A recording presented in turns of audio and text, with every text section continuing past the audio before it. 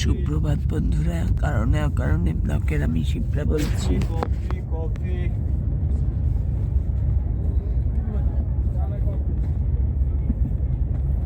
অনির্দিষ্ট লেট হওয়ার কারণে কখন বাড়ি পৌঁছবো কোনো ঠিক নেই। চলেছি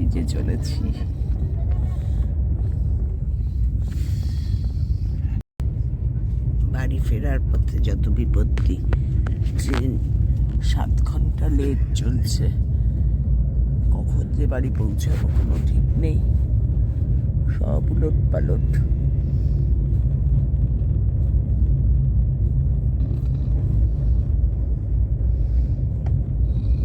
নাইট টাইম থাকতে যেটা আমাদের পৌঁছে যাওয়ার কথা ছিল সকাল 8টা, সেই জায়গায় আমরা এখন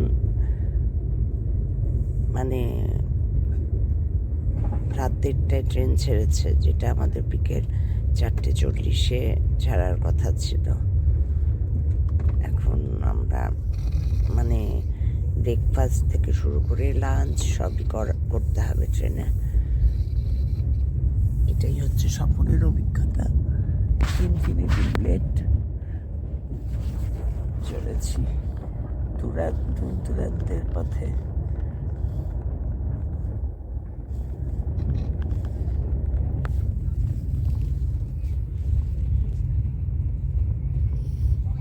এখনো নলাটি রামপুরহাট ক্রস করিনি, এখনো ব্রেকফাস্টও করিনি। এই গল্প করতে করতেই ট্রেন চলেছে।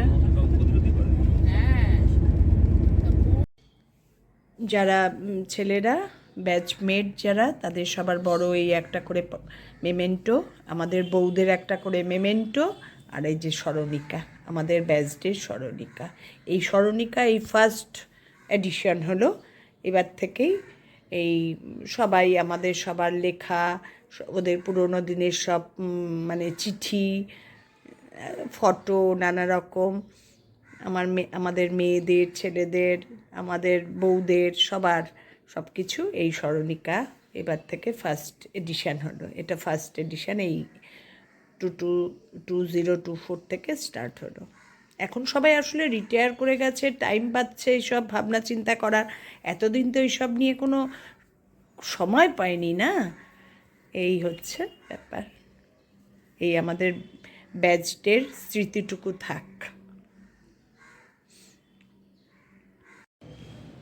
অবশেষে বিকেল 4টে এসে আমাদের ট্রেন শিয়ালদা ইন করলো। ছোটো মেয়ে আনতে গেছিল, কোনো কষ্ট হয়নি। তারপরে আর বাড়িতে আমরা এই 4:20-4:20-র মধ্যে পৌঁছে গেছি। খুব একটা জ্যামও ছিল না রাস্তায়। বেড়ানো অসম্ভব ভালো হয়েছে। তোমাদের সঙ্গে পুরো বেড়ানোটাই শেয়ার করলাম। আর রিসোর্টের যা কীরকম কস্টিং, কীরকম কী, আমি এটা একটা আলাদা ব্লগ করে তোমাদের সবাইকে জানিয়ে দেব। ভীষণ ভালো ঘুরেছি।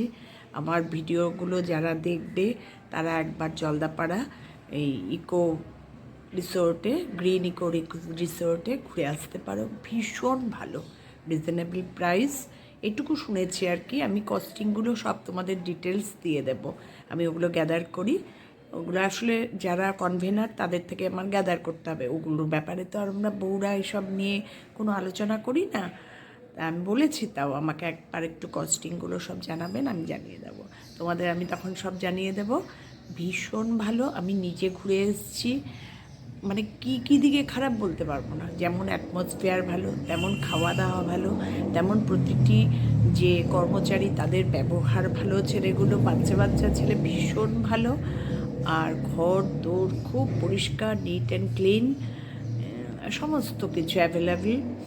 গিজার, এসি, ইলেকট্রিক কেটেল সব ঘরে অ্যাভেলেবেল। তোমরা যারা যেতে চাও একবার গিয়ে আমি সব কন্ট্যাক্ট নাম্বার সব দিয়ে দেবো, ঘুরে আসতে পারো।